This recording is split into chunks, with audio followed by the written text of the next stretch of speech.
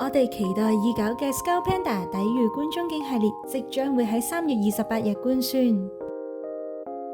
目前為止已經有4款有圖透，呢一套嘅設計理念係嚟自東方嘅美學同埋背景嘅融合，以古老嘅器物做點綴。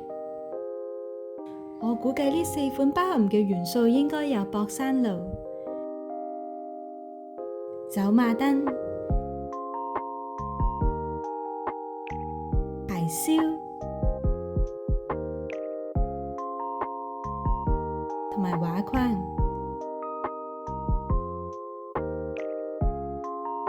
呢一款已經被命名為觀嶖清影。除咗盲盒系列，Skull Panda 仲會聯名優衣庫推出呢一款名為花盞嘅公仔。